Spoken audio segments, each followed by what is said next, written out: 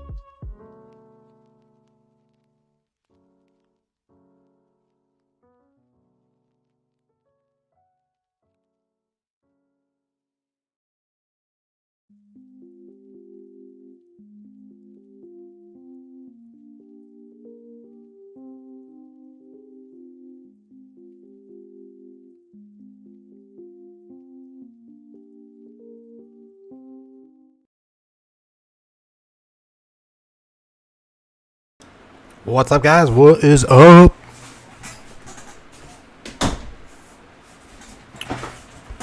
All right, we are back. It's Saturday, 7 p.m. A little bit after 7:10. Just setting stuff up. Hey, first thing I want to talk about.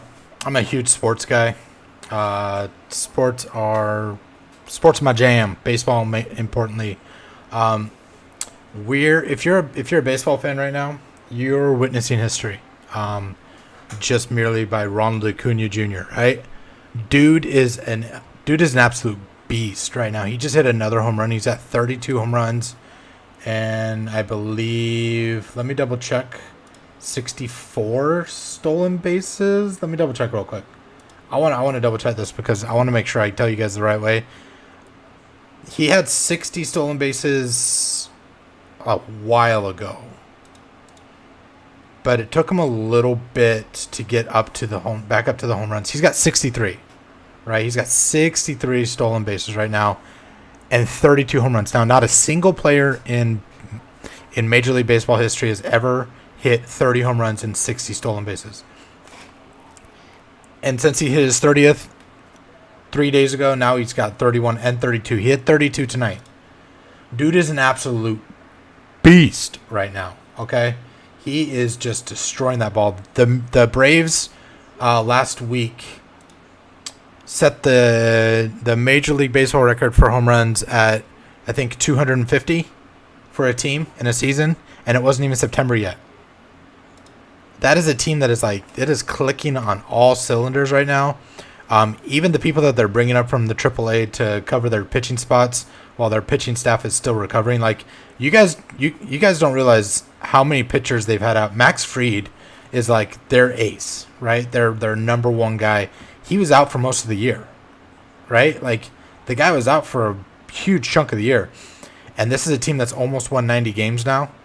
And you have Ronald Acuna. Ronald Acuna can become the newest member of the 40-40 club, okay? Coming up here, right? Okay, it's very possible that this could happen. He could become a new member of the 40-40 club. There are 4 people in the 40-40 club, okay? Jose Canseco in 1988, Barry Bonds in 1996, Alex Rodriguez in 1998 with the Seattle Mariners, and Alfonso Soriano in 2006 with the Nationals, okay? You don't see... You've never seen a 30 and 60, okay? Now, you can make the argument, I guess you can make the argument that the new base rules should diminish some of those stats. I don't think so, right? Because you still have the talent there that requires you to be able to do what you're doing, okay? Ronald Acuna is hitting home runs. He's going to get very close, if not break, into the 40-40 club by the end of the year. But it's very possible he could be 40-70 or 40-80 by the end of this year. Nobody has ever done 30-60. And they're still disputing who should be the MVP between him and Mookie Betts. Look, Mookie Betts is a great player. He's been on a very, very hot streak. He was on a very hot streak in August. He had like a 13 WAR, wins above replacement. But Ronald Acuna has been doing it all year. I don't know where you can actually make a viable argument that Mookie Betts, who had a very hot August and caught up to Ronald Acuna, could possibly surpass him in the MVP race. You can't.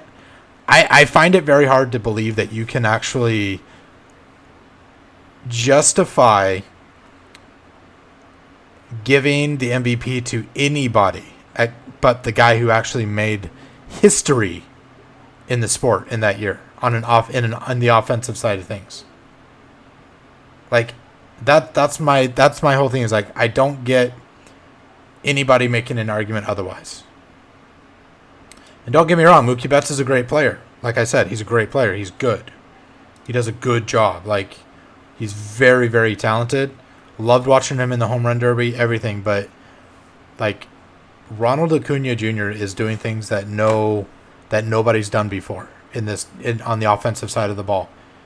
You know, post his injury, like last year when he tried to come back last year, you could tell that he wasn't 100%. You know, the way he ran, the way he did stuff. You just knew that he wasn't 100% yet, and still he kind of balled. You know, he got better and better as the year goes, right? Yeah, he got better and better as the year went on. But this year, with a full offseason of training and healing and everything, he is just a beast.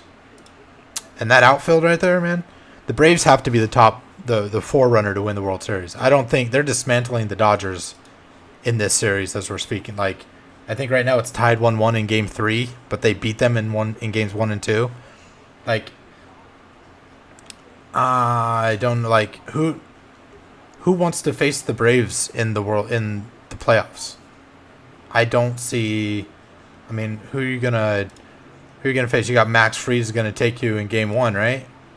Let me see what their rotation might be. I'm gonna see what their rotation might be here. Where are we at? So you got Charlie Morton, you got Max Fried, Bryce Elder, Spencer Strider. Now Spencer Strider, he kind of struggled last year in the playoffs. Not gonna lie, he really didn't do that good.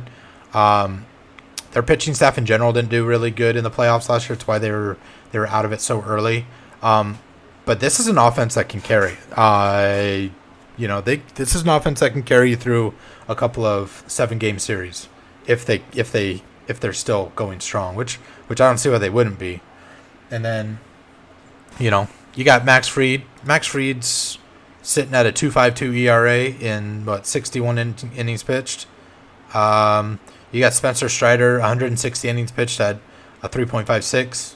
Charlie Morton's having a great year, 3.29 at a 147 innings. I mean, as a team, they've been really, really injured on the pitching front. I was really surprised that they didn't try to pick up a starter in the trade season or pick up one of the. Well, I'm not surprised that they didn't do it, but they probably put the waiver claims in for the players that were placed on the waivers, but they're like 30 out of 30 on waiver claims. They're not going to get a waiver from anybody. That's just not what's going to happen. So, even with such an injured pitching staff, them keeping Mike Soroka down in AAA, they're still just chugging along. They're still just chugging along. Why'd you do that? I don't want to do that. So, if you had to ask me who I thought was going to be MVP for the National League this year, I would say hands down you're going to go with Ronald Acuna for the National League, and then obviously Shohei Ohtani for the American League. That guy is doing things that also have never been seen before as a two-way player. Real shame about him though. Like, I wish he would have joined the Mariners. So my two teams are the Braves and the Mariners. That's who I root for. I was born in Georgia, and then I lived in Seattle for about 11 years. And so, like, if I have a team that I have to root for, it's going to be the Braves and then the Mariners. My dream World Series would be the Mariners and the Braves, 100%. That's what I would want more than anything else to see is a Braves Mariners World Series. And talking about the Mariners, okay? Look, that rotation is disgusting. It's one of the best rotations, one of the best 5-man rotations in all of baseball. And here's the thing about the playoffs. When you get to the playoffs, you don't have 5-man rotations. You have 3-man rotations, right? Sometimes you'll have a fourth, but always in the first series you're going to have a 3-man rotation because it's a 5-game series with a day off in between. So you're playing. You've got your 3 best starters for the Mariners. It's going to be Luis Castillo, Logan Gilbert, and probably George Kirby. Probably 3 of the best probably one of the best trios of pitchers in the major leagues.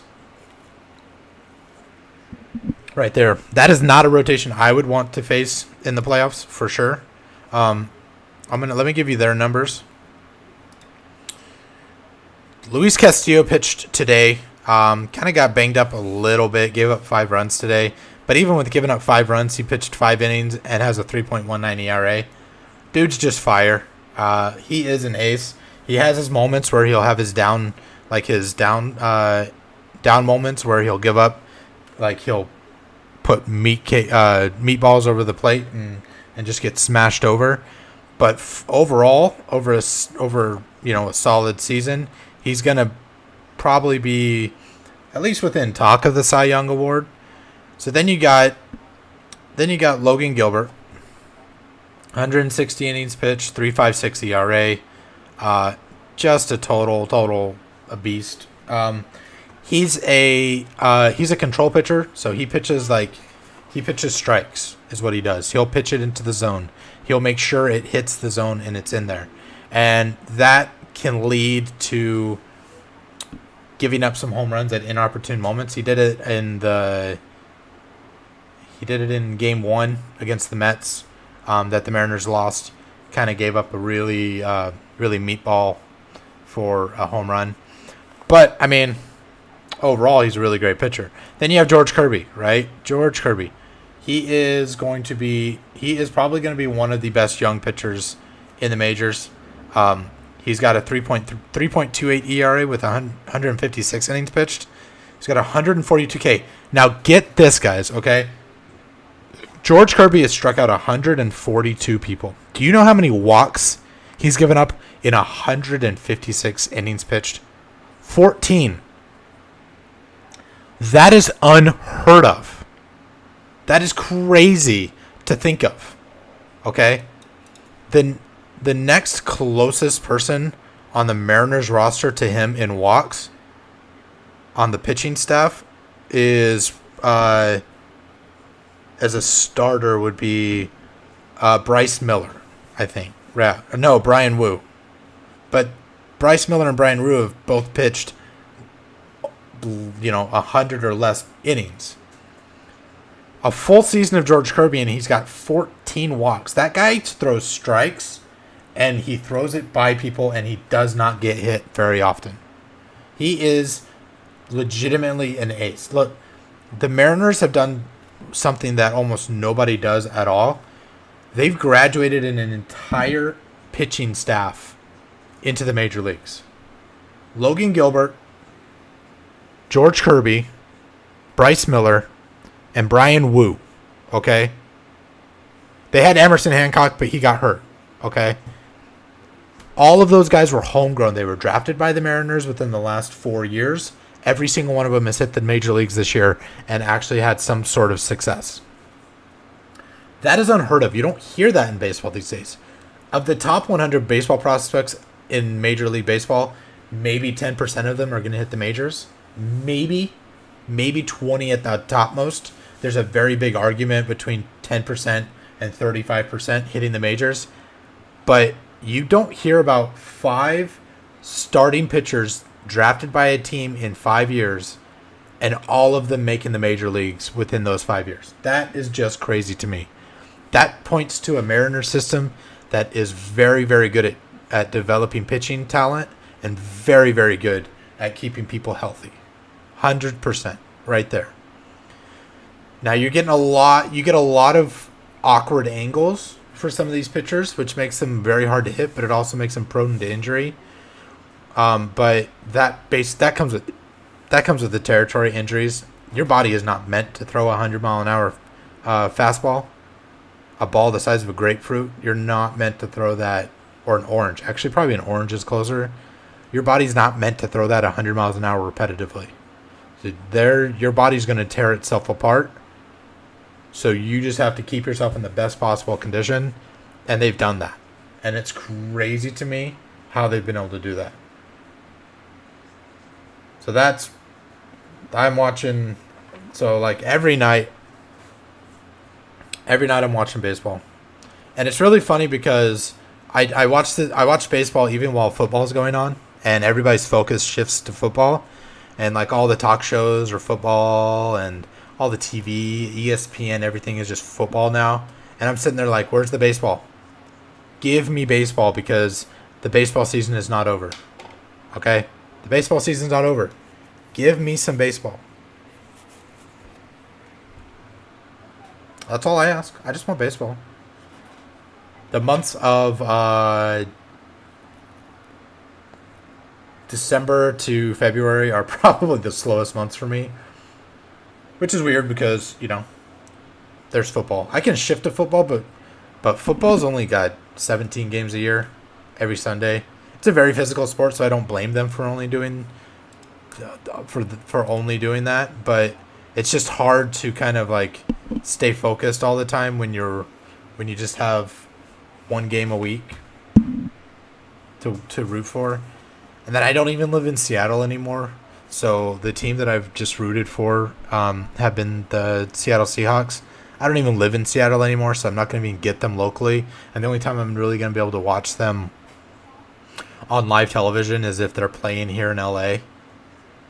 I mean, I don't live in LA. I live west of LA, but still. Like, LA is my local network on TV. So the only way I'll be able to watch them. So it's going to be hard for me to focus, right? Like, right? On watching them play.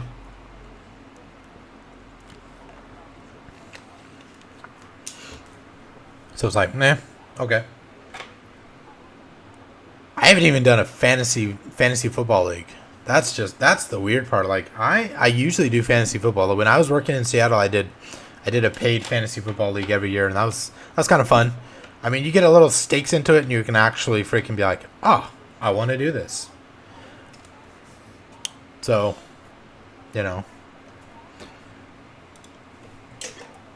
But baseball is going to always be my sport. I think I'm kind of an outlier in that. Not as many people love baseball anymore. The ownership and everything of baseball is kind of like blah. They make stupid choices. I actually do like the new rules, the timer. I didn't think I would like it, but it's actually really reduced the game time. Really fixed a lot of problems. It speeds up a little bit of the action as well.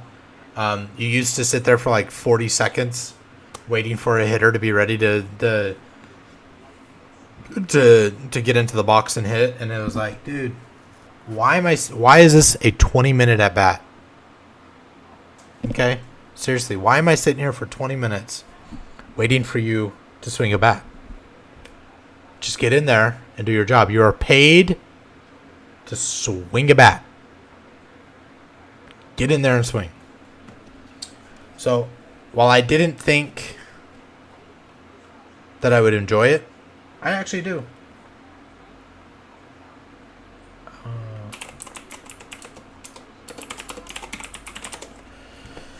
I'm going to look something up here.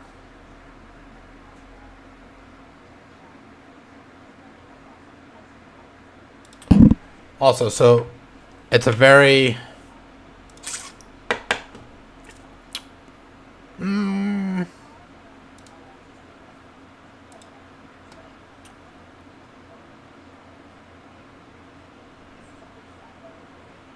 okay, so this is going to lead me into another thing. If anybody's watched me and followed any of my online stuff or anything, you guys know that I'm a big follower of the war in Ukraine. Big history guy, love history, always talking about it, always love reading new stuff and everything. So I was always like, okay.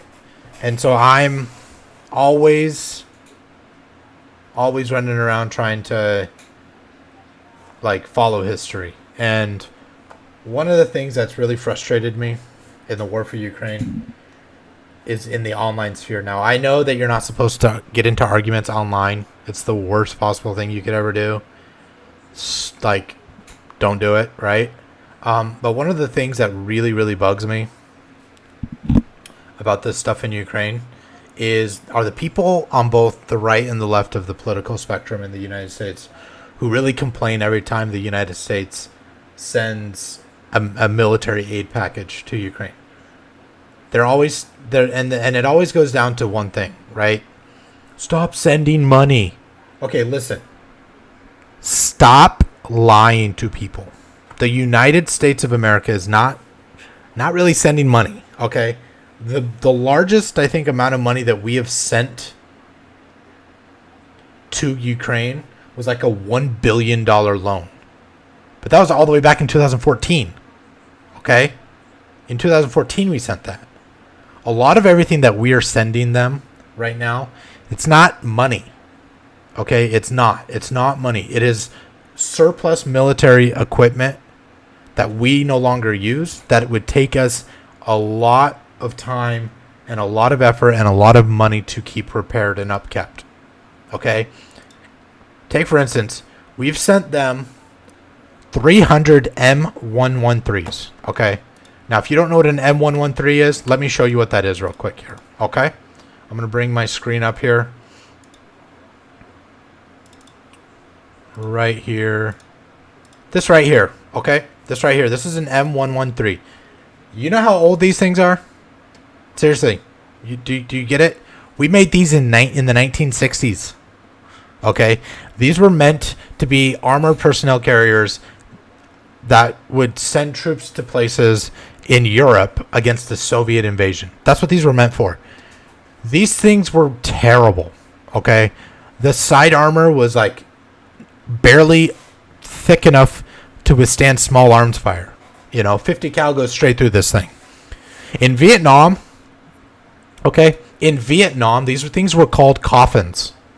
Okay, United States soldiers in Vietnam, when they were driving around with these things, would sit on the top because they would just burn alive inside if they were struck by an RPG, because they were so bad. Okay, we sent Ukraine 300 of these. Right, Ukraine's been saying, hey, they might be surplus, they might be old, but hey, we love them because they get us around the battlefield. It gives them mobility. It gives Ukrainians mobility, okay? We sent 300 of these. It's a lot cheaper to send these things for pennies on the dollar than it is for us to sit this thing in the desert in New Mexico and go out every 3 months with contractors and repair them to make sure they're in working order in case of an emergency. We're not going to take these over to Taiwan if China invades. If China were to invade and we went to the aid of like Vietnam or something, right? Or the Philippines or whatever, we're not going to be using these things. They're going to sit and rot no matter what. But Ukraine's like, hey, we could use these. And so we're like, all right, well, let's put this into an aid package for you and send it to you. It's not money. We're not sending them. This is not money that we're sending them. Okay? It's not. We're sending them vehicles. Those vehicles add up to money. Right? They add up to money. But they're still vehicles. Like these things right here, right?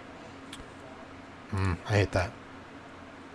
We sent them like 2,000 of these Humvees in differing varying sets of configuration. Humvees, right? Massive W for Ukraine. Gives them amazing mobility. They can move around. They're able to go everywhere. They can put stuff on it. Look, they can put... This one has an M16 on it. I don't know why. But a lot of these have 50 cal HMGs, heavy machine guns, 50 caliber. There's a lot of videos of Ukrainians driving around and like driving over a landmine or something and damaging the Humvee, but the people inside survive. This is one of the things that the United States and NATO concentrated on in the 70s and 80s was they developed vehicles and armored personnel, whatever, right, to increase survivability. Now they missed with the M113, of course, but usually what they do is they learn lessons from that, right? They move on. They take what worked and move that on to the next vehicle. Take the M2A2 Bradley, for instance, an infantry fighting vehicle, right? Looks kind of similar to an M113, a little bit smaller. Let's bring that up. I'm going to show you what that is. This one right here, right? Let's bring it up for you. It's right here, kind of similar, a little bit squatter, heavier side armor, better engine, and it's got a turret up here that's got like a variety of stuff it can do. This thing right here, this is a tow missile launcher. This will pop up like this, and you can just shoot it at enemy soldiers. They're wire guided missiles, anti-tank guided missiles. These accounted for a lot of Iraqi tanks being destroyed in both the first and second Gulf War. The United States, I think the United States lost like one tank and like a handful of Bradleys in the entire conflict. They probably maybe more, I'm not sure. But these things were built for survivability, and they were built to take on what Russia's putting into Ukraine right now. There are countries that are giving money to Ukraine, like the European Union put together a fund that helps to fund like some of the day-to-day operations in Ukraine and military pensions and military salaries and stuff. So in that sense, Ukraine is getting money in a way, but most of the stuff we're sending them is this stuff right here, these vehicles. Okay, so it really annoys me online when I get online and I talk to these people, and they're like, "Hey, we need to stop sending money to Ukraine. We've sent billions of dollars." No, we haven't sent billions of dollars to Ukraine. We're not putting cash on a pallet, flying it over there like we did to Iran, and dumping it on a tarmac just to get some prisoners back that were being used against us. We're not doing that. Okay? And we're not abandoning equipment there either. And we're not sending soldiers there to fight either. You have to remember, Ukraine is dismantling what was considered to be the second best military in the world in 16 months. Even if Russia were to finally convince Ukraine to cease fire, if the West stopped supporting Ukraine, okay, and Ukraine's like, well, damn it, we don't have the means to keep fighting. Even if that happened, okay, here's the thing. Russia would still take decades to rebuild what they've lost. They have lost over 2,100 tanks. Do you know how many tanks Ukraine's lost? Like 900. And a lot of those are old tanks. Now they've got Leopard 2s. They've got 13 Challenger 2s. They're training on 31 Abrams tanks. They're being given better gear and training on better gear. Now, there are problems with the training that they're getting in the Western nations. A lot of the fighting that NATO countries have been going under, including the U.S., has been urban combat because they've fought in Iraq and Afghanistan. Okay, they've been fighting against basically paramilitary guerrilla forces for the last 25 years. That's what they know. Okay, so that's what they're training the Ukrainians on, urban combat and stuff like that. And a lot of that is coming back, and the Ukrainians are like, this is not the proper way to train us. You're not teaching us the right stuff. This is not stuff we need to learn. We need to learn about trench warfare. Look, the fight in Russia against Ukraine and Russia, or the fight in Ukraine against Russia, is basically World War I in the 20th century. In the 21st century, sorry. World War I in the 21st century. That's it. That is what it is. There's no other way to say it. They are fighting. It's trench warfare. Now, the U.S. did supply one of the best things they could supply was cluster munitions. DPICMs, right? Dual purpose munitions, right? Basically what it does is let me bring it up for you. I'm going to bring this up for you. I'm going to pop it up. Give me a second here. Let's go back.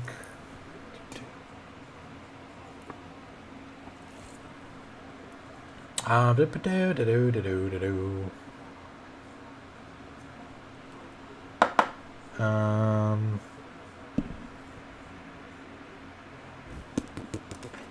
to bring it up here. DPI. Yeah. Here we go. Okay.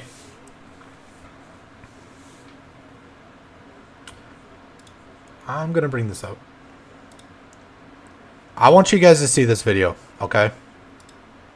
I want you to see this video. This is by a page from AI Telly. This is how cluster bombs work. Okay, these are in Ukraine. All right, these are what the United States has supplied to Ukraine. Okay, very, very easy to criticize. Dual purpose, improved conventional munitions.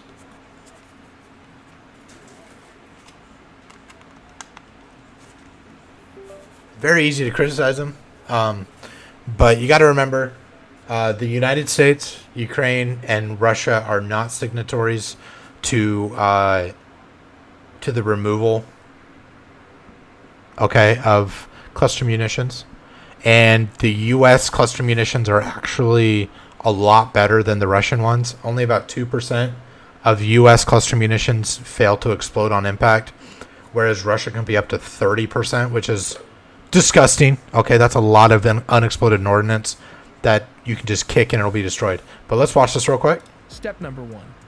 The fuse assembly activates the explosive charge. So here you go. This is the Step number fuse. 2.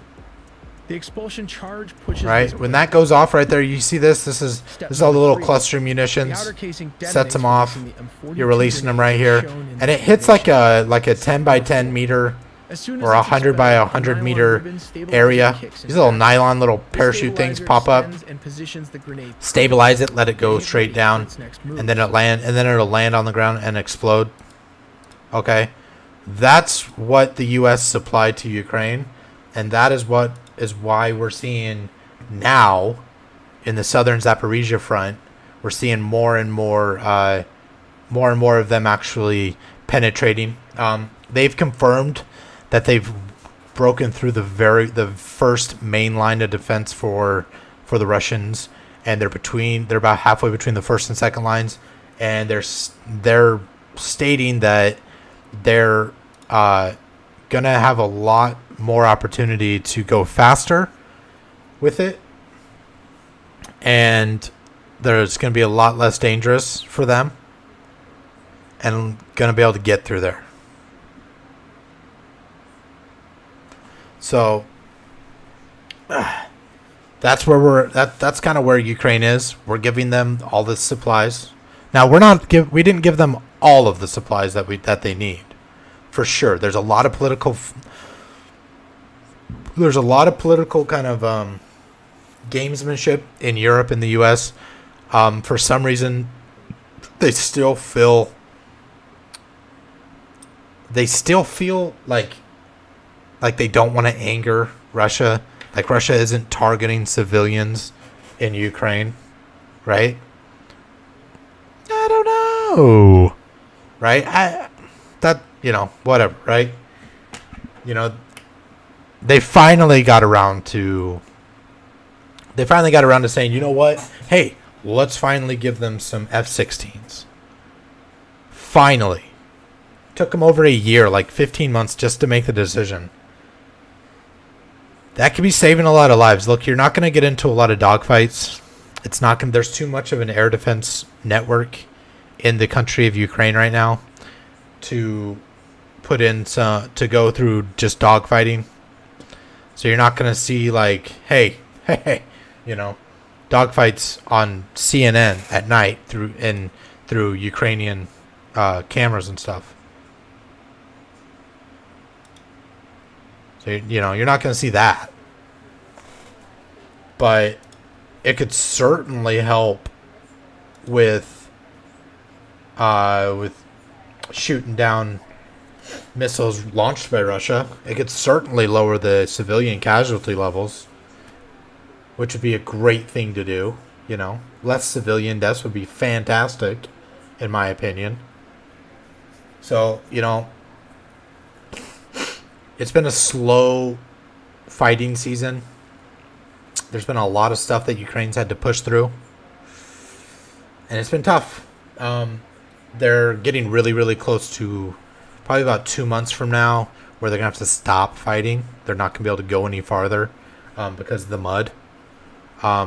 So I think they're really pressing a lot right now It sounds from what I'm reading that it's working. By even the Pentagon, okay, even Washington D.C. is sitting there saying, "Oh, the last 3 days we've seen a lot of encouraging advancements on the Ukrainian front." The same guys that have been just sitting there for the last year, naysaying everything Ukraine does, trying to tell them what to do. Look, this is just my opinion, but we shouldn't be demanding that Ukraine not attack Russia. And that reminds me, okay, that's going to put me on to another thing, right? You have Ukraine as a country, right? Trying to move themselves over to the Europeans, which is why Russia's doing this in the first place. Ukraine's trying to move away from the influence of Russia and go over to the Europeans. They were on the verge of joining the European Union, and they wanted to join the NATO, but NATO, Germany, whatever, they're like, no, we don't want you in here. You have to solve issues internally before you can join. Here's the thing, right? A lot of the arms manufacturing in European countries are state-owned. Okay. Ukraine was falling behind before they announced a little bit of a shake-up of people in charge of things.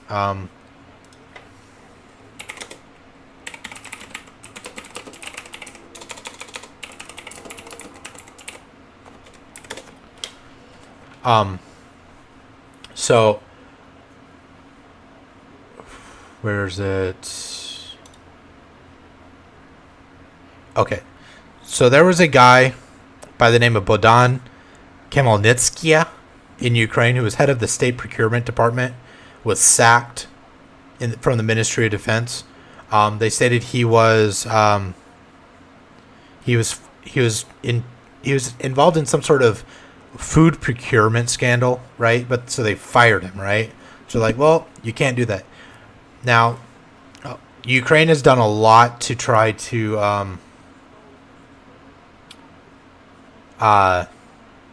fix their corruption that they've been going through, right? And so this guy was fired. The guy who he was fired on January 21st because the ministry reported that he purchased food for servicemen at a cost 2 to 3 times higher than that in stores in Kiev.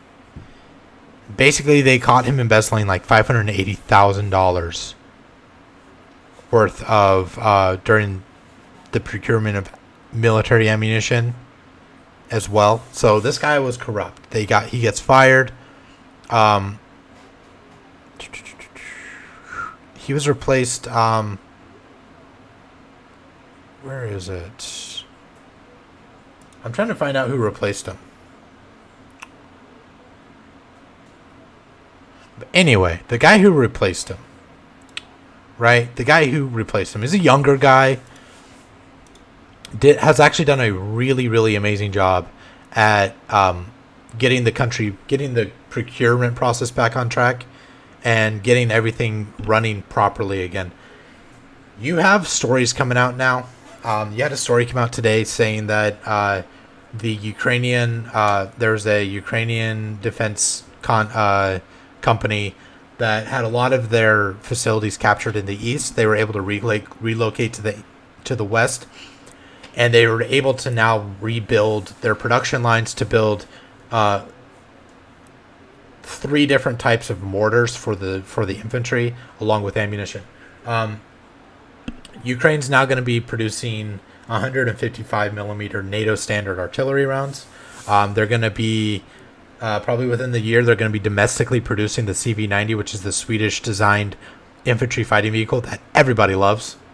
You have Rheinmetall, the German manufacturing company, looking to build a tank factory for the KF-41 Panther to be built domestically within Ukraine.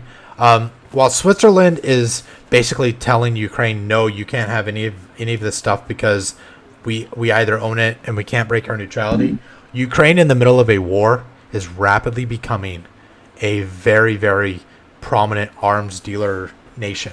And not with just traditional ammunition, drones. they're building drones in the middle of a war.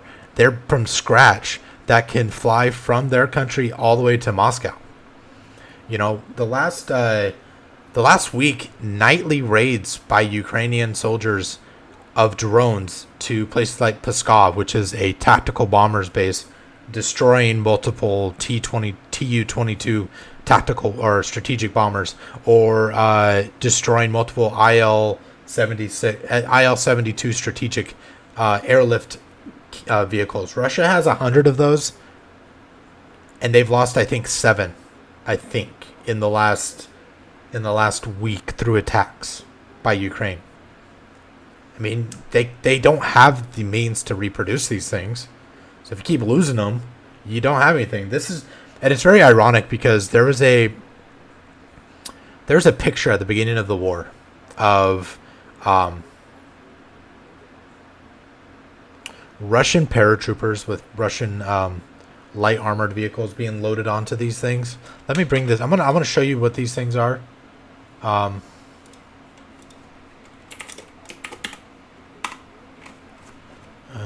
here. Okay, this one right here.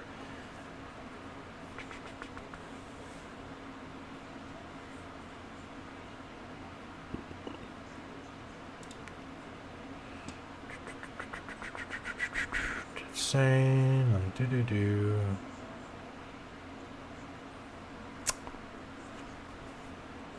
All right, here we go. Okay, all right, I'm gonna pop this up here for you. Let's bring this up. This is the Ilyushin 7.6. Okay, this is a strategic airlift capable vehicle. This thing can carry like, it's probably analogous to like the Stratofort, the American like C-130. But basically, it's a heavy lift strategic airline or airplane that can carry vehicles and troops. Where this thing is located, I believe it's the Pskov Air Base in Russia. There was a picture at the beginning of the war in the first couple of months that came out showing Russian VDV paratroopers, they're elite, loading onto these things. And these are the troops and these are the airplanes that would have airlifted the reinforcements for the battle at Hostomel Airport, the battle that Ukraine won, right? That basically stopped the Russians cold. It's very ironic because the same airfield and probably the same strategic airlift vehicles that were on that photo were the targets of a drone strike by Ukraine 15 months later. The fact that Ukraine is able to rebuild and build new devices. They built unmanned surface vessels, drones that you put explosives in, and they've sunk Black Sea Fleet vessels by the Russians. The Russians can't. The Ukrainians don't have a navy, guys. They don't have a traditional blue water navy. Okay, they scuttled their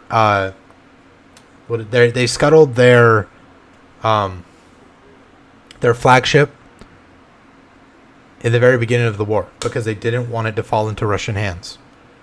So they have a couple of like patrol vessels, a couple of Gyorza gunboats, but nothing that could go toe to toe with the Russian Black Sea Fleet, right? In a situation like that, you would think, hey, the Russians obviously should have control of the entire Black Sea, but they don't. They do not. Okay, the Ukrainians have been able to build enough sea drones, and they're in the middle of mass producing underwater torpedoes that are uncrewed underwater vessels that are basically drone torpedoes that they can go, and they've been able to push back the Russian Navy back to Sevastopol and back to Russian territory. You're telling me that that's how bad the Russians are? Okay, that's how bad the Russians are. Like, you're telling me that a country that has no blue water navy to speak of, that sunk their own flagship to prevent it from being captured in the beginning of a war, is able to prevent a larger country from gaining control of the sea and choking them off supply-wise. You have civilian cargo craft that have been stuck in the Odessa harbor for a year without anywhere to go, now getting filled up with grain and supplies and being able to open trade to Ukraine. If Ukraine didn't have the Black Sea to send supplies, they probably would be choked out. You cannot send enough grain over a land route from Ukraine to make enough money to stay solvent as a country. You can only do that by sea, and they're able to do that now. They have domestically built Neptune missiles, which have a range of, I think, 90 to, I think they have a range of 250 kilometers to 300. So it's an anti-ship missile, but it has a dual purpose of a land attack mode, which they've been using for long-range missile attacks. So Russia, a country led by a despot in Vladimir Putin, is sitting here because he doesn't like that Ukraine doesn't want to be part of Russian influence. And so he invades them, openly invades them, pretends that it's not an invasion, calls it a special military operation. Guys, it's a war. Okay. Invades them, expects them to topple in the 3 days. They said that it would take 3 days to reach Kiev. Okay. Topples them. Right? Now Ukraine's sitting at 15 months. The West is supplying them with ammunition, with supplies, with medical, everything. And they're on the verge of defeating what was considered the second greatest army in the world. So you wonder why I love history. This is why I love history. Okay? And one of my favorite sayings ever. Peace is ideal. Ideals are peaceful. Ideals are peaceful. History is violent. Okay? Now I say this as someone who's never gone to war, but I've read a lot about it. And I've read first-hand accounts. And I know that I can't properly understand what it means to be shot at and what it means for a bomb to go off near me. I can't really properly understand that, but from what I can read and from what I can see, yes, it's violent. And I don't want people to die. I don't think anybody does.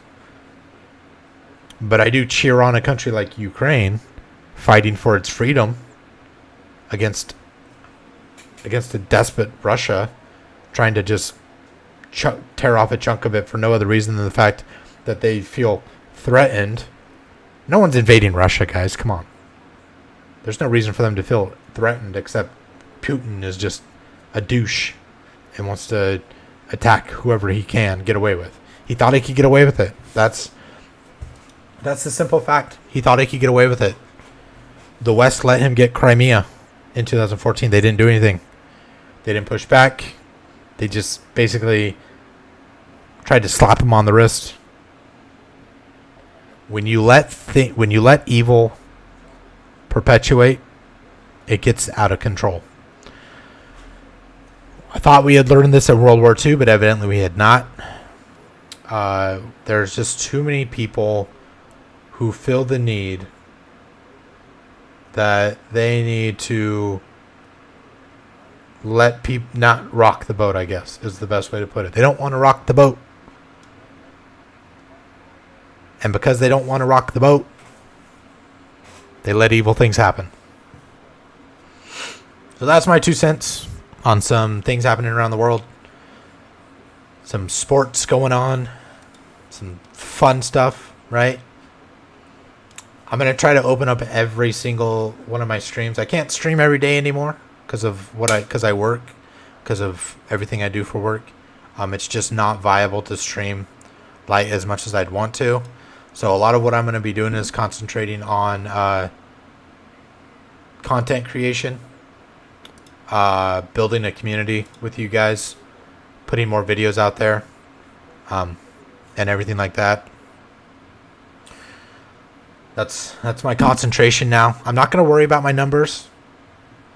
You know, I'd love to have 20 plus viewers average. That'll come if I'm consistent, right? Like, here's what I can tell you guys. For any small streamers out there, I'm gonna give some advice for the small streamers out there. Look, like myself, I'm small.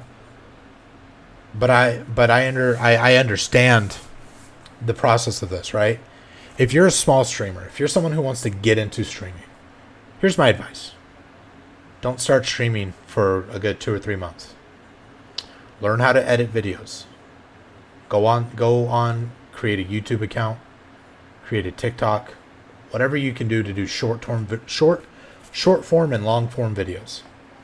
Get good at the game that you want to play, that you want to stream. Learn what your audience is going to be. Are you an RPG player?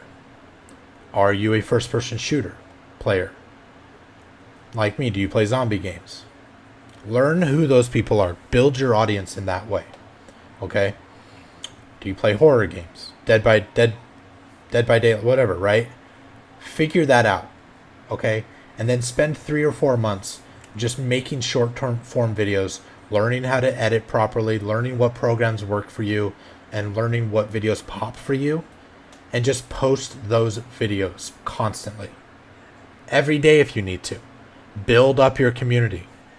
And then when you have a decent community, when you have 500 consistent followers on YouTube, whatever, when you're going strong, when you're doing what you need to do, when you're building your community, then start to go into the streaming. Then start to go and do that, okay? Because if you're not building a community, if you're just going straight into streaming, and then when you have a decent community, you're probably going to want to be like, hey, I'm just going to go on Twitch and I'm going to join some Discords, and then I'll be perfect and I'll get whatever I want. Look, most of those Discords, you have to remember, those people are out for themselves as well. Okay? Yes, I'm in some Discords. Okay? Today I posted on each one of my Discords, hey, I'm going live. If you guys want to come and join, talk to me, hang out, let's go chat. Do you know how many people are in my room right now? I have 1 viewer recorded on my stream. That's okay. I'm not worrying about that number. I'm just learning how to do this better. So that's my advice from my humble opinion is create content first. Okay? I came late to it. I did it in the opposite direction, which is kind of to my detriment. But I got almost 800 subscribers now on YouTube. Spent a year building that. So, hey, I'm doing something right. My videos are popping off in some way. They're building a community. Now, I wish that community... I need to figure out how to get that community involved and to come and watch my streams. But that's the second half that I could tell you later. But my first thing to say to you as a person starting out streaming, don't stream first. Build a community, create content, and put it out there. Because you need a steady community to be able to come and watch you if you actually want to have confidence in building a stream and making money. If it's about money for you, then for sure, that's definitely what you want to do. You should look at it like you want to entertain people, though. So if you take any lesson from this, right? Hey, who am I for you to listen to? But my advice to you is do not jump into streaming first. Build content. Build a community that can be your underlier, right? Because here's the thing. Nobody wants to stream to one viewer every night. Okay? If you have 50 followers but 0 viewers, what's the point of those 50 followers? But if you build a community of 100 or 50 followers, subscribers or whatever, and then 10 or 15 of those are entertained enough to come and talk to you on a nightly basis when you're streaming, then you've built the beginnings of a community. And then you just keep cultivating that. You keep growing that community, right? You just keep building and building and building. And then now you've got the possibility to make that what you do as a job. But you have to know that that's what you want to do as a job. Now, my goal is to get big enough to build enough of a community that I don't have to work 2 jobs, right? That I can start getting enough income from this to supplement my main job so that I can go online more. That's why I have a a PayPal, right? That's why I'm working so hard to monetize my YouTube. You know, you need a thousand subscribers and like I can't remember how many hours viewed, but it's like I need that 1,000 subscribers and I'm so close, right? So my job is to create content. And my advice, build content and build a network. So that's my advice for everybody. You know, that's my thought process. That's what's going on. But now we're going to play some zombies. Now we're going to slay the zombies, bro. We're going to have fun.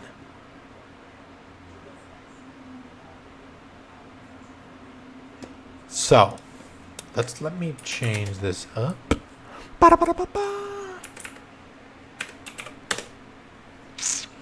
I got to change, I got to edit my stream here. Oh, you're watching my screen. I forgot about that. Whoops.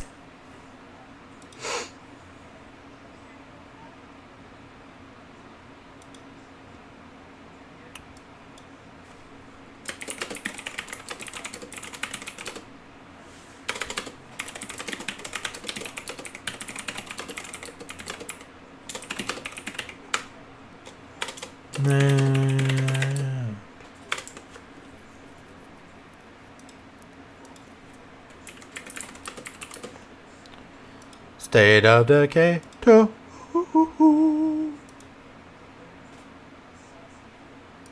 And then we go to YouTube. We're going to edit our YouTube channel. It's going to be so fun. Edit video. Do.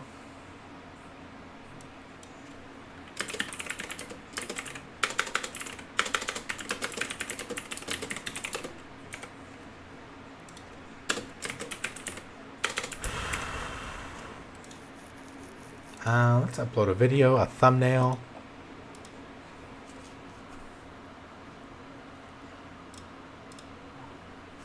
There we go. All right, I put a thumbnail on my YouTube.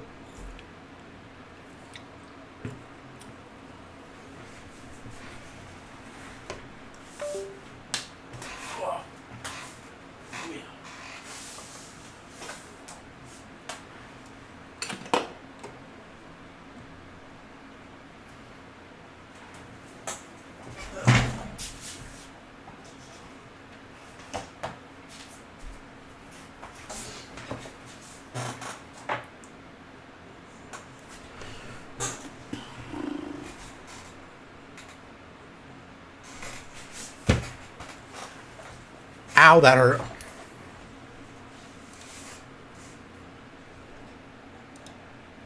Let's go back here.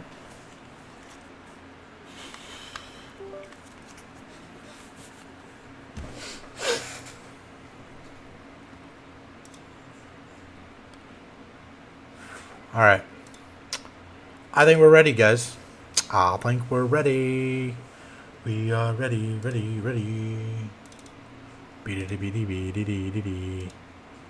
Remember the word, thanks. State of Decay 2.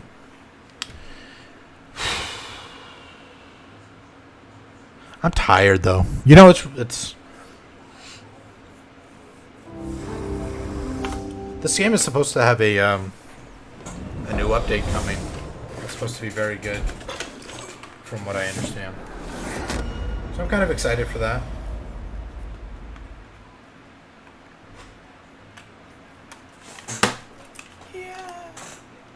I play this on controller, for sure. I'm not a big mouse and keyboard guy. I'd probably like kill myself if I did that in the game.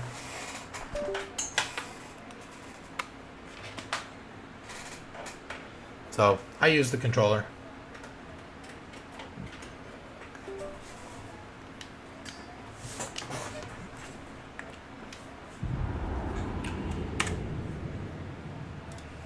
Okay. Here we go.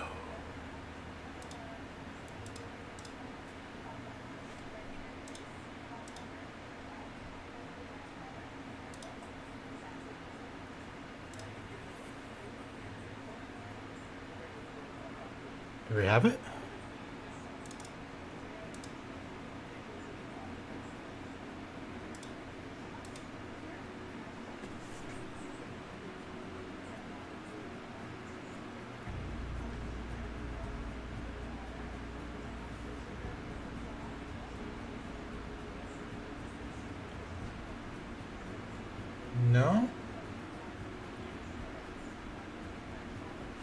Okay. There we go. Alright, we got it now. Perfect. Alright, we're good. Alright, so where we're at, see, it's been a while. It had been a while. It had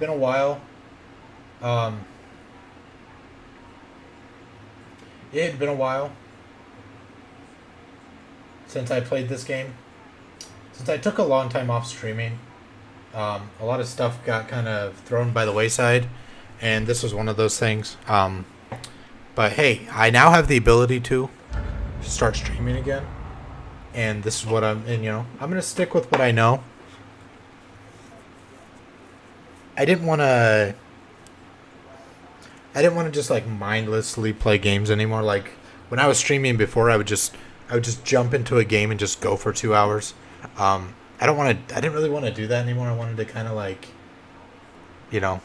tell you what I was thinking, what my opinions and stuff were. I've been asking all of you to put yourselves at risk lately. Let's build a field hospital to make sure we're taking care of ourselves. But a lot of what I'm doing,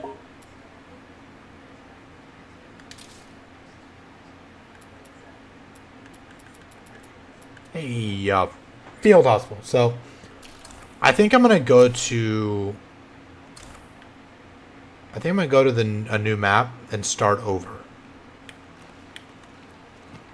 Yeah, I think I am. I'm gonna go to a new map. I'm gonna start over on a new map. I'm gonna start from the beginning. So I mean, in reality in this game, you can. Oh shit.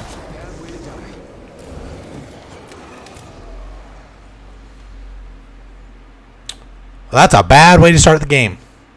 And we're going to start over. Because I don't want to do that. Starting in the middle of the night, can't see anything, and then a bloater just pops up. Yeah, that is helpful, game. I don't want that. So we're not going to do that. Here we go. Now I'm going to focus. I know I've been asking all of you to put yourselves at risk lately. Let's build a field hospital to make sure we're taking care of ourselves.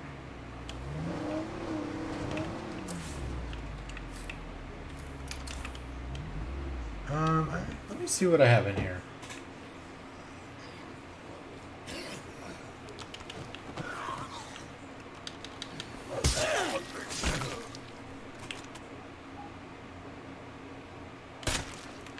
Good shot, good shot. Oh yeah, I want to see what's in the back of this. Oh, okay. So I'm gonna fill this thing up with satchels, and then go to the new map. So you can really never have enough supplies. You really can't.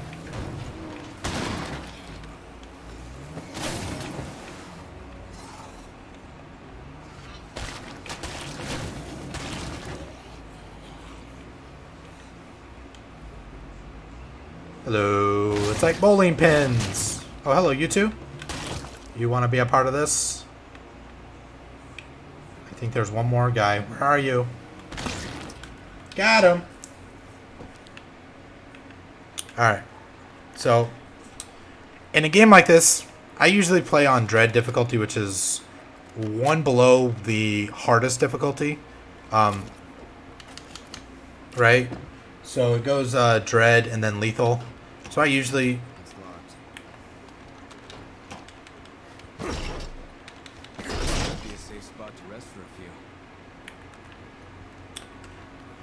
So mine is Dread. I can do Dread difficulty just and not like stress out. So I just go around and just have fun.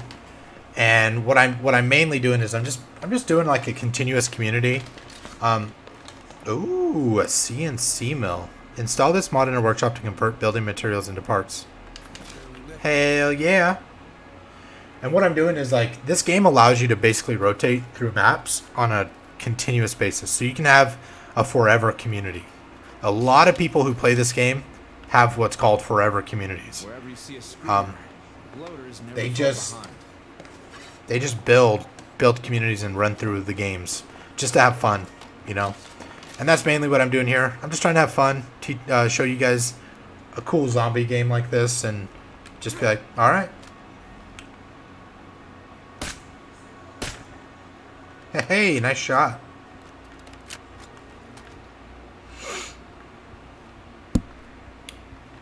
Let's see. We're gonna repair.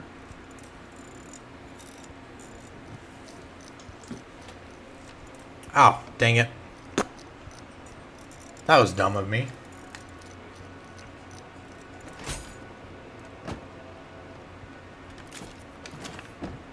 That CNC mill is gonna be really handy.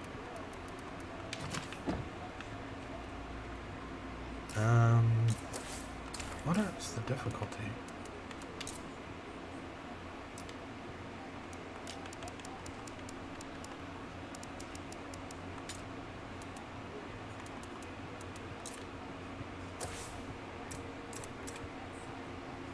Oh, I'm on nightmare difficulty. Never mind, I'm on nightmare difficulty, guys.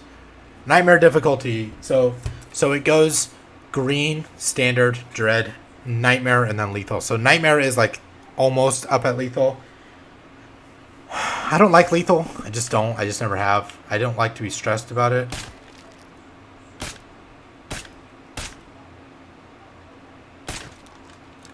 I don't like to be stressed about running around in this thing. I can play nightmare, and it'll give me a bit of a challenge, but I can actually just run around and relax a little bit. There's sometimes where I'll jump into something that I'm like, oh crap, and it'll be too much. But nightmare for me is that sweet spot, where I can enough places there's enough places that aren't available for me to supply, that I don't get an unlimited amount of stuff, but at the same time, it's enough of a challenge of the zombies that I can be like, you know, I'm okay with this. Oh.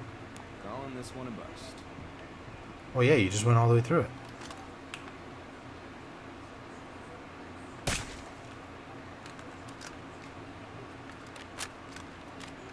So when I play this, I play it on Nightmare, just so that I can have enough challenge, but not be like... What? Bloater in sight.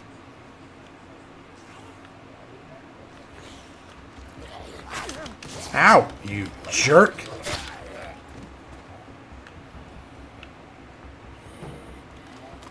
Whoop. Not today.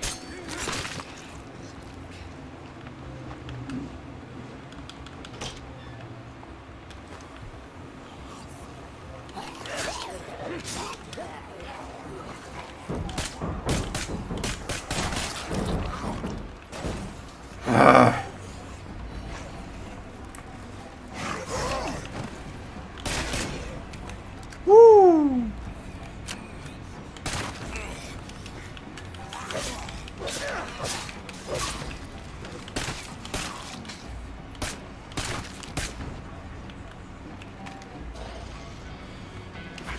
Gotta make sure you don't get like tunnel vision, especially in this game, chat. Especially on like nightmare difficulty, because these guys will pop up out of nowhere, and you'll all of a sudden just be getting destroyed. And that was without snapshot, guys.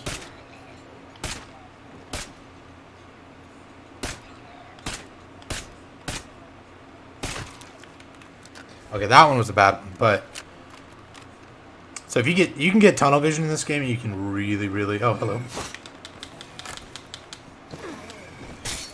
You can get into some trouble really fast if you're not paying attention. Like if you're not listening to what's going on, if you don't have a good like headset or something or whatever that you can listen to what's going on. Like I knew that there was a sound of the feral, and so I was like, oh, okay, that's a feral. I know that's needs to be taken care of. And so basically I was like, okay, we're going to We're gonna find the feral, and I was able to find it and run away, and actually get that snapshot off of it. So if you're not paying attention in this game, things can really, really go south really, really fast. It's a good game, but it used to be a really easy game. But one of the things that I really, really love about Undead Studios is even how long the game has been out, they're still giving you updates. They are still throwing updates your way in regards to this game. You're still learning, you're still getting new stuff. They're still finding out ways to really add to your misery as a player in this game. And I love that. I'm going to be honest. With you. I love it. That's a lot of stuff. Yeah, I want that. I want those weapon parts. Weapon parts are pretty good in this game. If you get weapon parts, I would drop pretty much anything to pick up that. Oh, hey, bloater. What's that? Next place?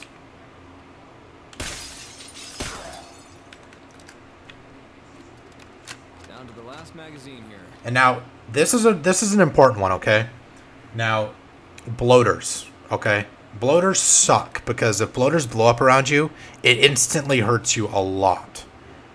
But if you can get them with a headshot, you can get them on the ground so that they're not a real big danger to you. Just stay out of the way, and then they'll deflate on their own.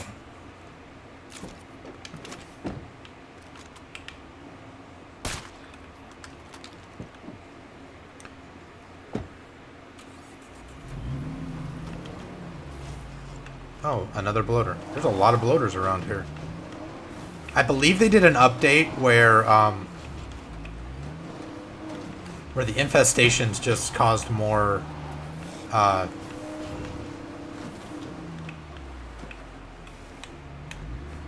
of just got worse, the infestations. It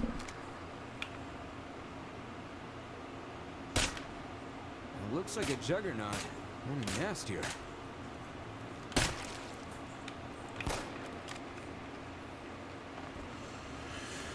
Alright, so we're gonna go here. Come on. Oh, you're not gonna let me do that? What? Oh, mission expired. That'll come back up.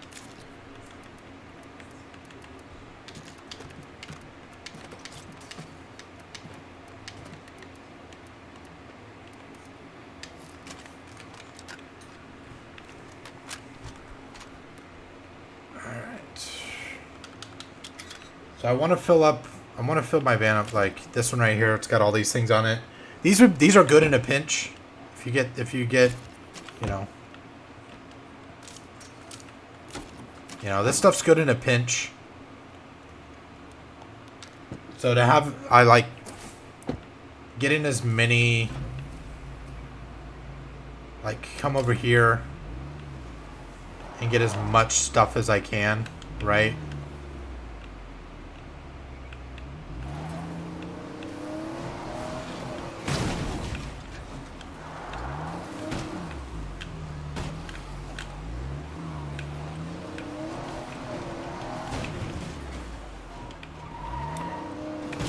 Oh, hello.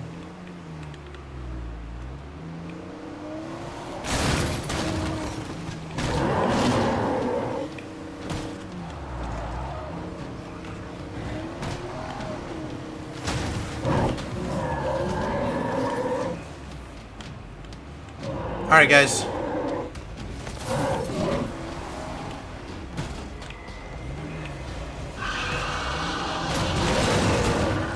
All right, I'm dead. I'm gone. Oh my goodness. You know what? No. I don't run from a fight. Come here, Juggy. Juggy, Juggy, Juggy. Can't you see? Yee. Hitting them with the back of the car is actually a better idea.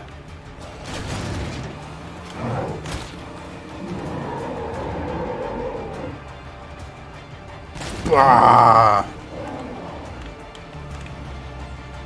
But I'm running out of room. I'm running out of room. Ah! Not a panic moment, but it was just like running out of room moment. Come here, guys. Come here. Come here. Boom.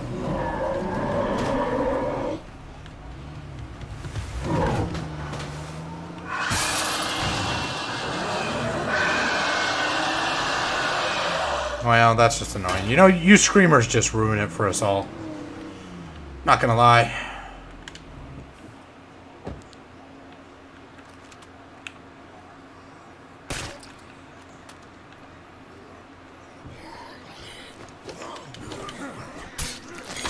Hey out there. We're running low on materials for building our zombie traps. You up for a little adventure? There's some stuff we need. I'm not really sure about that.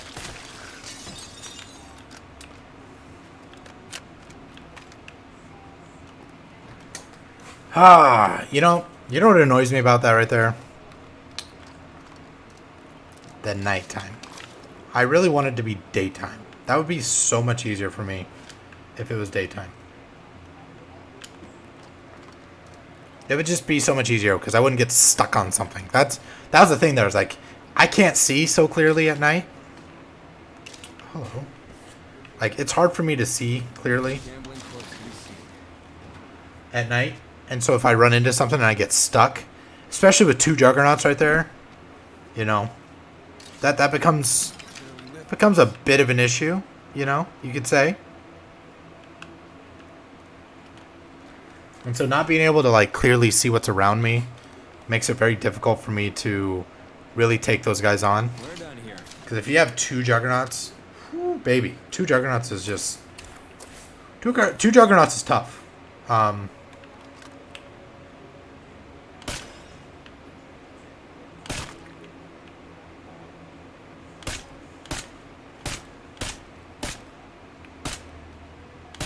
You guys didn't see that.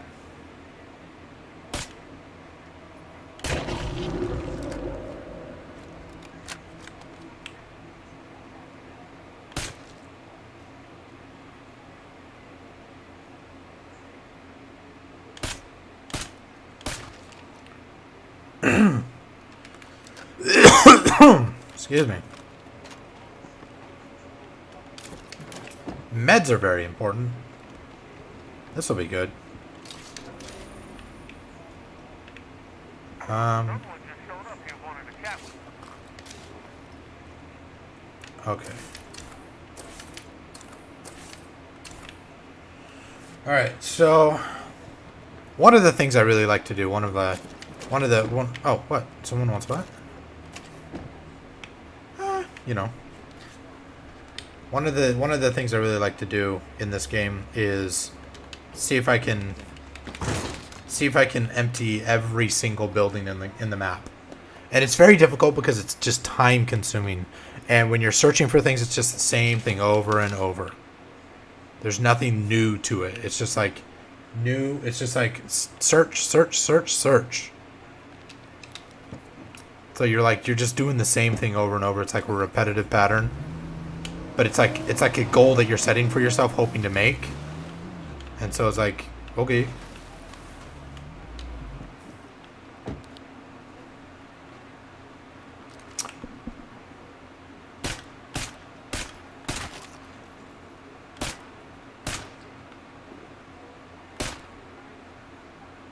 So I do it until I get bored, basically, is what I do. And I can get bored kind of easily sometimes.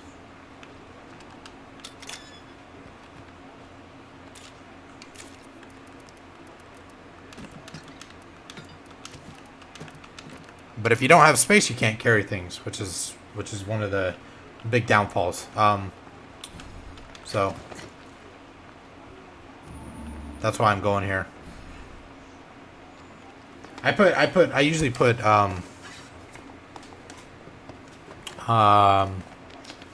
supply bases pretty evenly spaced around the maps, you know, so that wherever I go, I can resupply myself.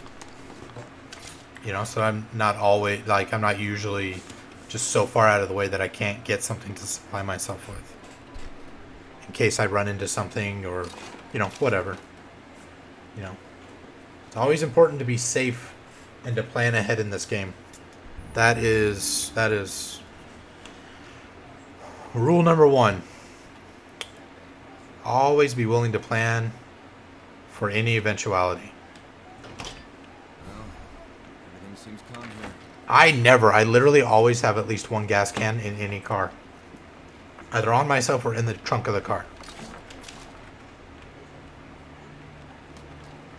Because you don't want to be in a car, in one of your cars, and you don't want to find yourself stuck. Ooh. You don't want to find yourself stuck with nowhere to be, with no way to get back to base because you ran out of gas. That's always like, that's one of those dumb mistakes that you should never make, but people make it because they don't plan ahead.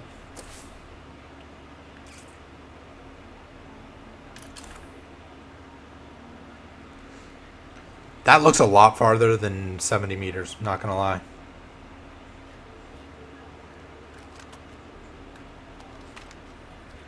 And you don't always have to fight, guys. Just so you know, you don't. It's not a requirement to always fight.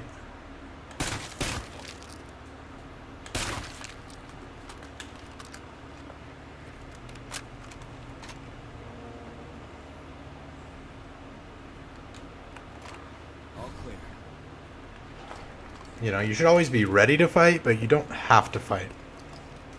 I think that's something that people don't take to heart. Really, they want to like go fight. Like, I want to kill zombies. I want to slay zombies. Of course, that's the biggest part of this game. But you also don't always need to. It's not always in the cards to go and just melee a bunch of zombies. You know, sometimes stealth is a good way. Like, I don't want to be shooting with that thing around.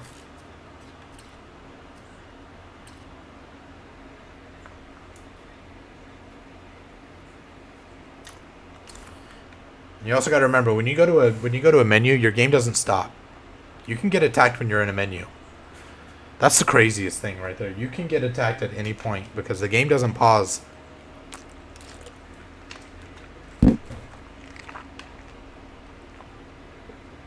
Unless you're online, you know. Or if you're offline, the game will pause if you're offline. But if you're online, the game doesn't pause. What's in here? Look at that burned out car. I don't know, left this line around. They're lost.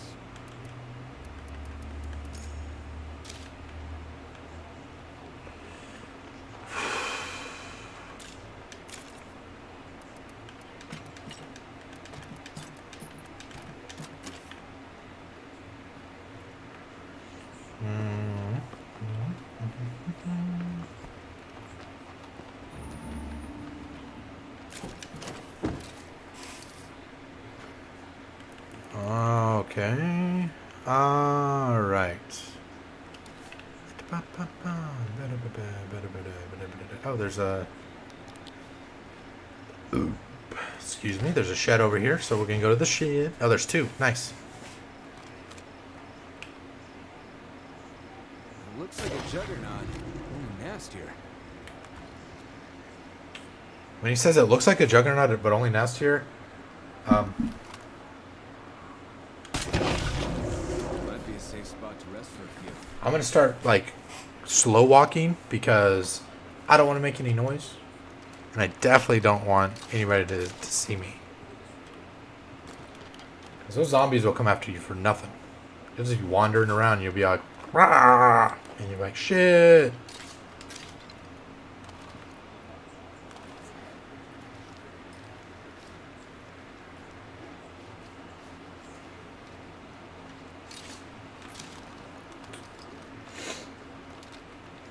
It's a super weird feeling for me, guys, that I don't have to wake up at 5 a.m. on the weekends anymore. Like when I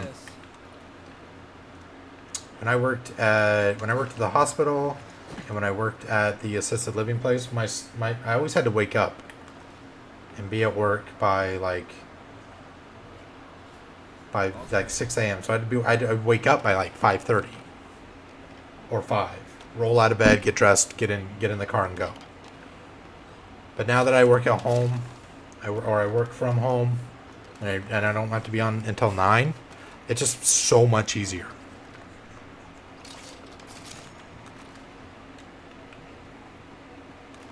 Oh, shoot. Okay. I thought it was doing that. What's up, Pops? Doing good. We're playing zombies now. I was talking a little bit earlier about other stuff. How are you?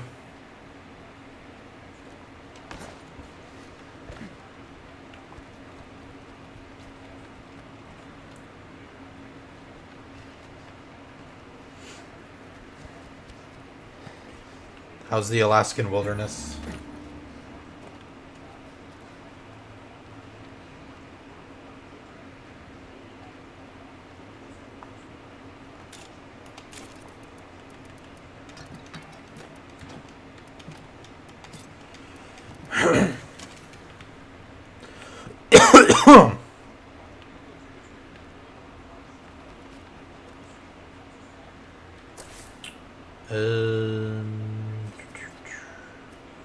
Alright.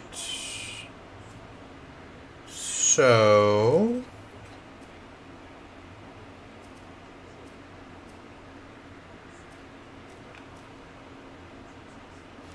a sleeping plague heart. This was a new update that they did. It's like dormant plague heart, but if you do enough stuff in that area, it wakes up. It's kind of an interesting thing. You know what? I should talk to this guy. Well, then you need to come down to California. You need to take some time off and come down to California. I miss you too.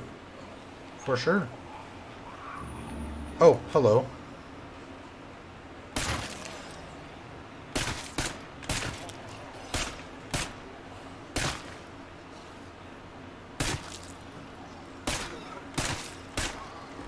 I need to finish that one.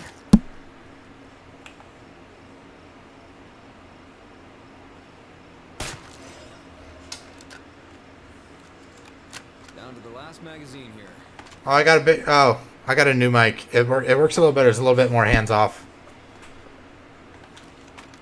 Are you talking about this one? That right there? Yeah. Oh shoot! Do I? Dude, this would be awkward if I'm running around and I need to switch to my secondary weapon and then all of a sudden I have no ammo on it. That'd be awkward. I'm just sitting here like, oh, I don't have ammo. Where's my ammo?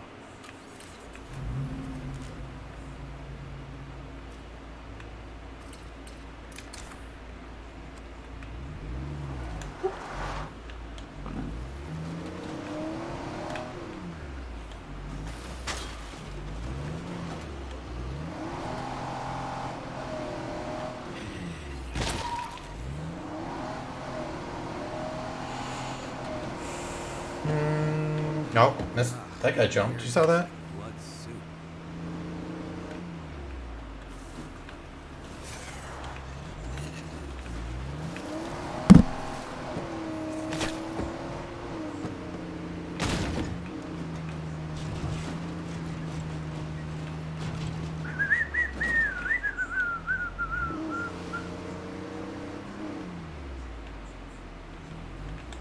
Oh, yeah, he's down here.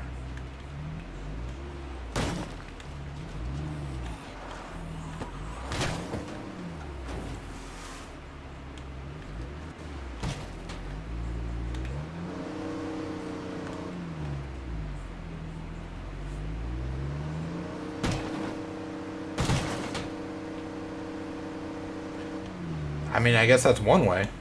That's one way to get over it. Greetings. Do come in. Hello? Here are my available bounties. See what catches your eye.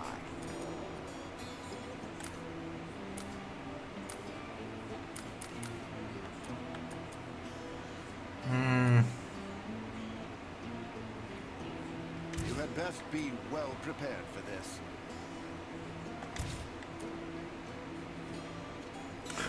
This one's tough, killing two ferals with a vehicle. You kind of have to let them jump on you. You have to let them jump on your car Excellent choice. and then run into a wall. So you got to kind of like go feral hunting, and when you find them, You just gotta be like, hey, jump. Be like, hey, jump on my car.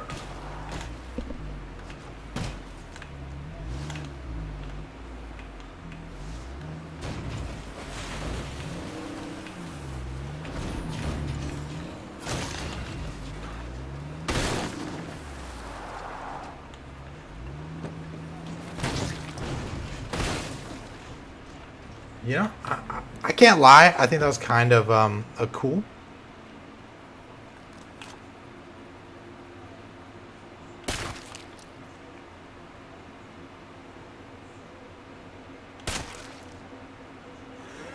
Oh, hello. Where are you at? Oh, look. Is that a fair?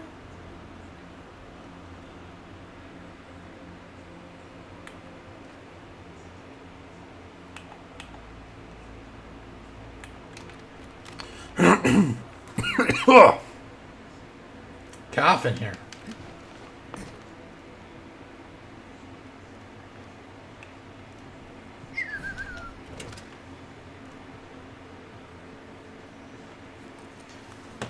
When you're not on the game long for... Here, and you're the best folks for the job. So,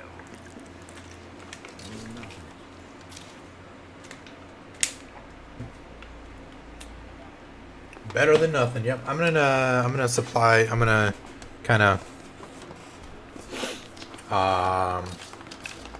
just empty this place out. I'm gonna switch to a new character.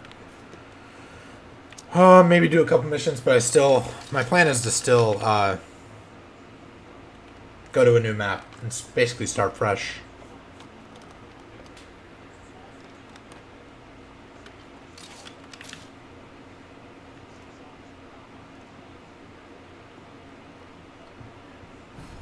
Okay.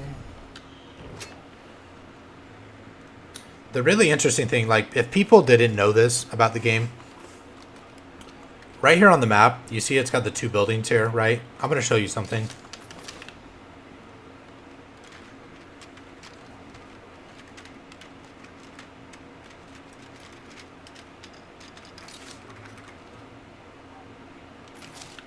I'm going to show you something that you probably wouldn't realize, because it doesn't actually show you on the map. You only learn this kind of stuff by playing the game. See, now it shows black, that it's blacked out, right? Which if you didn't know parts of the game, you would think, oh, well, that just means that it's done, right? And that when you see the binoculars there, that just means, hey, you go up, you view everything, and then that goes dark as well. But here's the thing. Watch. I'm going to show you guys this little thing, this little neat little trick here. We're going to go here.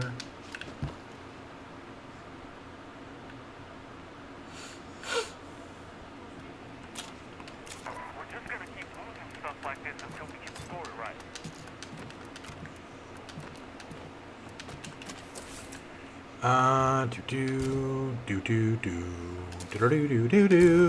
Yep. I want the doctor. This is my doc. Ooh, good gun.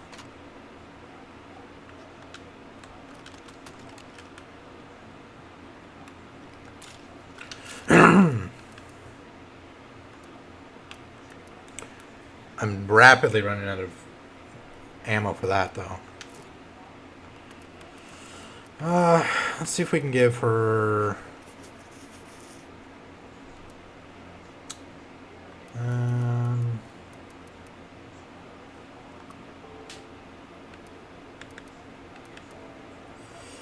you know what? Let's get her this. Yeah.